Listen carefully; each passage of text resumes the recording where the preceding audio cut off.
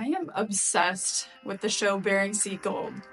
Like, totally binge watch for freaking hours, obsessed. I love the outdoors, and I'm always down for an adventure. I love hiking, going outside, being in the mountains, being in the forest, all that. I just totally dig it. And that's why this is one of my favorite shows of all time. I love the characters. Your problem? The anticipation. The season's final cleanup. 1,316. A colossal 1,316 ounces of Bering Sea gold. The risk, the drama. It's a battle for the gold. I'm going to get the gold before he gets it, I know that. Emily Rydell is my freaking hero.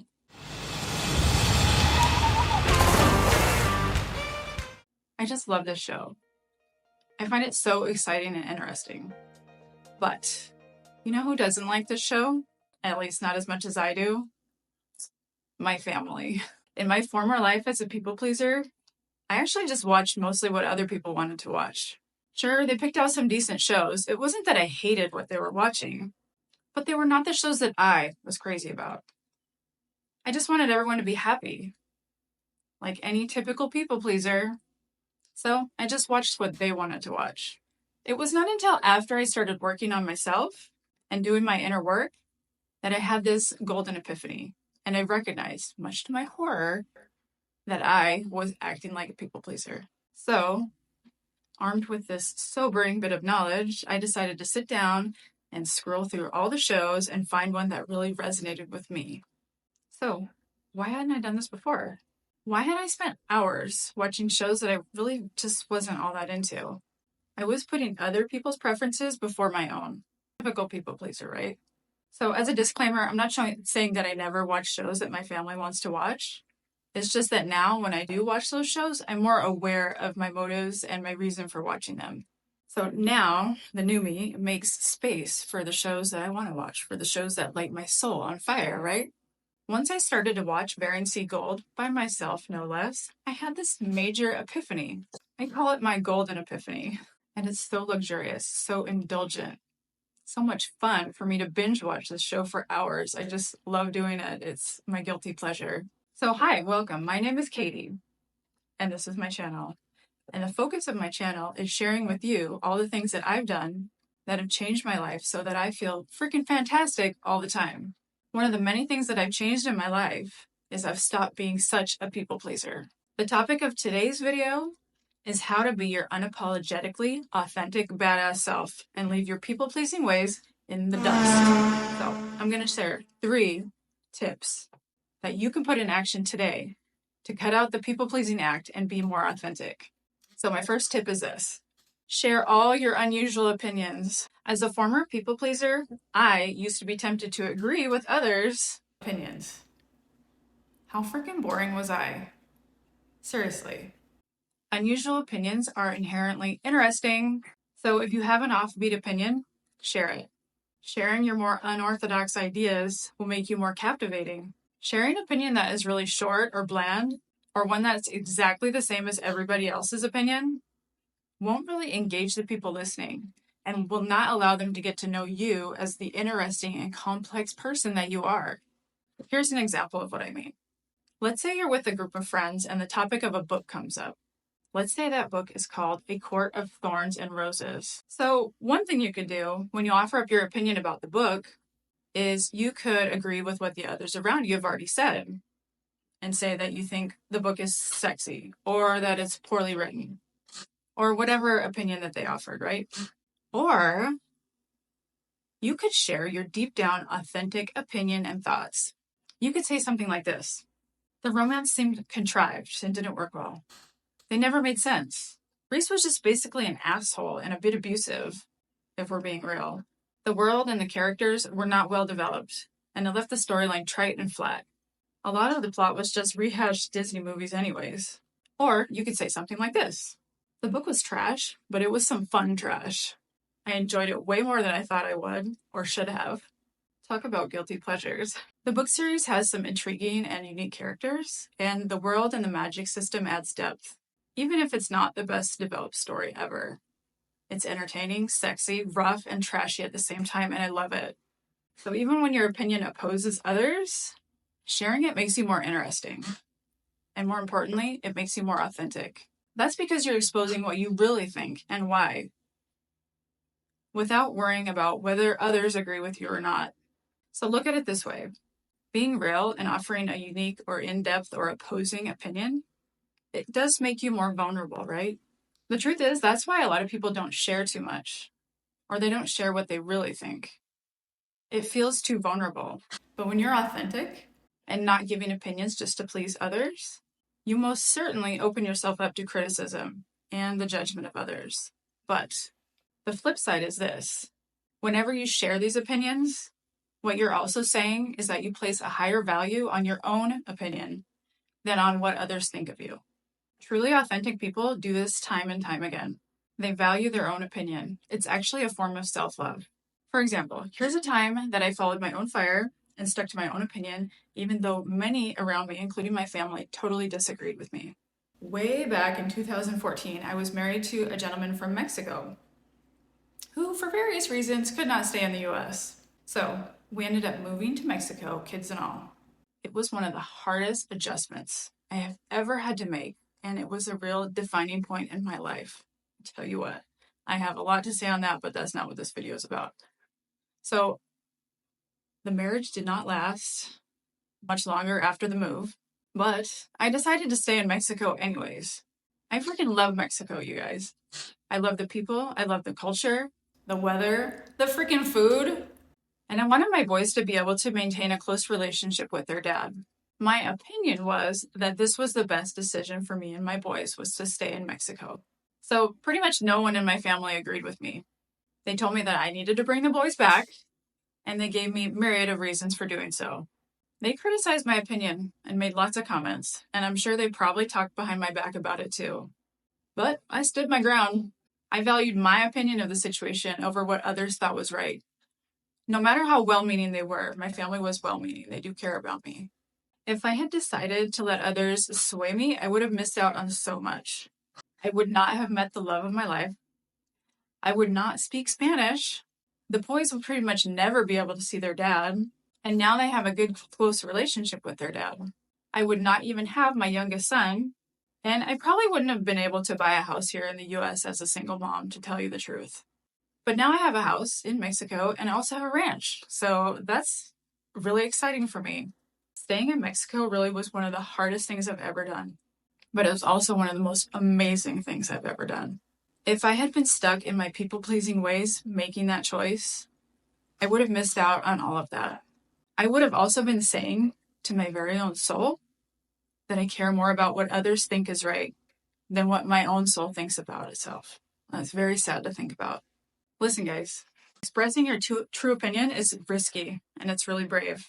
You totally open yourself up to judgment from others, but you also communicate loud and clear to yourself that your opinion of yourself matters more to you than other people's opinion of you. In a weird way, allowing yourself to be vulnerable and open to the criticism of others is the hallmark of being an authentic person.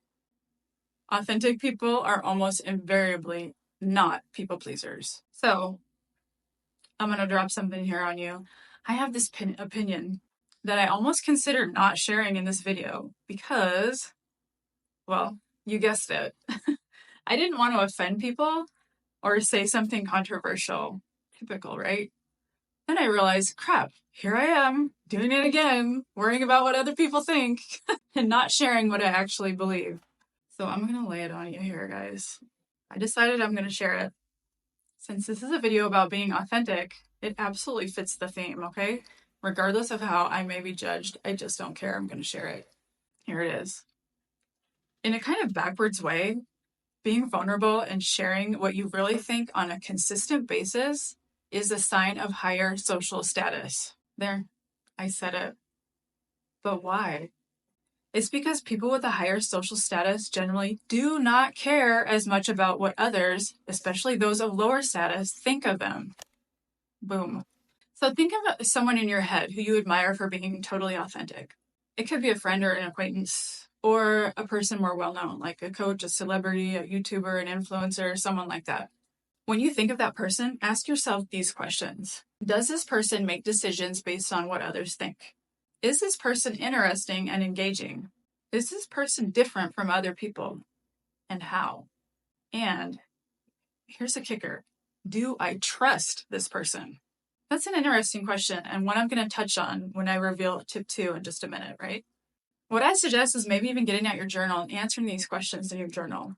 It's an eye-opening exercise to consider what actions the authentic people in your life take and compare those actions to what people pleasers would do. Okay, so that leads me to tip number 2. Tip number 2, be honest. People pleasers, I'm sorry to say, are not honest, and that's why people don't trust them. They're not honest with others, and often they're not honest with themselves. People pleasing is a totally manipulative habit. The reason people engage in people pleasing behavior is because they want to control how others think and feel about them. That's manipulation. Usually, they're engaging in this type of behavior because they want others to like them. They want other people to like or approve of them. A lot of times, people pleasers come off as fake to other people. Mainly, it's because they are being fake. They're not being true to themselves. And that's like an energy that other people can feel. So one way this fakeness kind of manifests, and you can see it in other people, is being overly polite, right? People think they're doing something good by being polite, but it can be overdone. I'm not saying go out and start being an ass. That's not what this video is about at all, really. But being too polite, it puts distance between you and others. It's hard to get to know and trust someone who's too polite or puts on a mask for others. We can't trust people that wear masks around us. We can't trust them because we don't know who they really are. Masks are inherently dishonest and prevent others from connecting with you.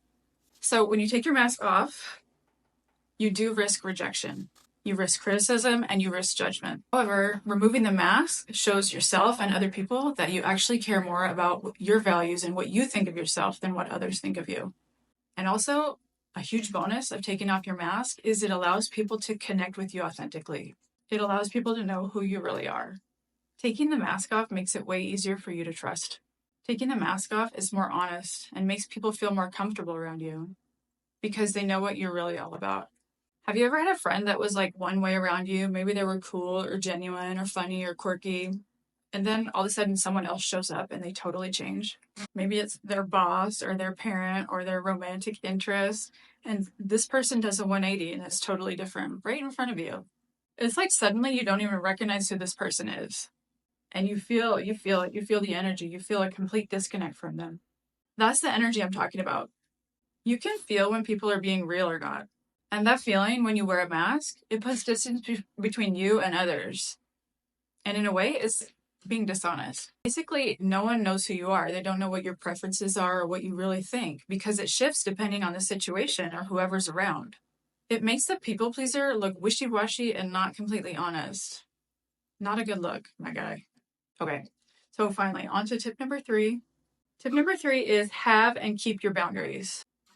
Authentic people have boundaries and people pleasers often don't, right?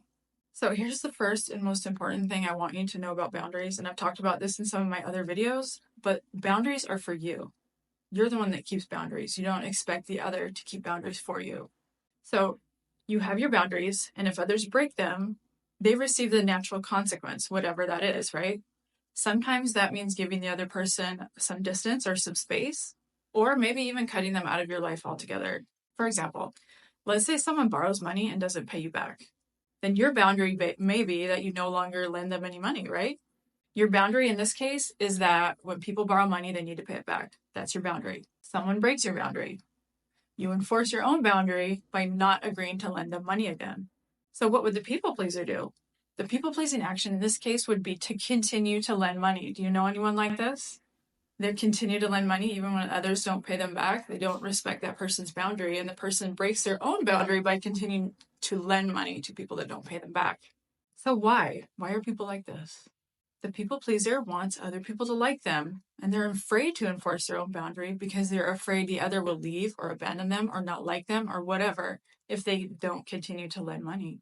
Another example of a boundary is staying with friends or people who put you down or don't respect you. An authentic person who has self-respect and boundaries would enforce their own boundaries and simply stop hanging out with people that make fun of them or don't respect them. But I'm sure you know some people pleasers who always keep coming back for more in situations like this, and then they complain and they'll even say things to the person, but it never stops. Why? Because it's up to you to enforce your own boundaries. The people pleaser's afraid that if they enforce their boundary, they're going to lose a friend. And honestly, they probably are if they enforce their own boundaries. But guess what? That person is not really a friend. And also, on the flip side of that, it's really hard to be friends with a people pleaser. Because, like I said earlier, it's hard to know who they really are because they base all their actions on what they think will please you. So you never even know who they truly are, anyways. That's why people pleasers suck. People pleasers grow resentful. I'm sure you've had some friends like this in the past because they give so much away and they never get what they really want. They're trying to manipulate you and it's not working and it's making them resentful because they're giving themselves away, which is not on you, it's on them. So those people that interact with people pleasers, they lose too, right? Because they can never truly connect with or trust people pleasers because they cannot get to know them for who they really are. And that's it. That's why people pleasing sucks. So hey guys, if this content really connects with you, let me know in the comments below any ways that you may have been a people pleaser in the past or what you think of this. And I want to hear your stories. I read every single comment and I try and reply to all of them. Bye!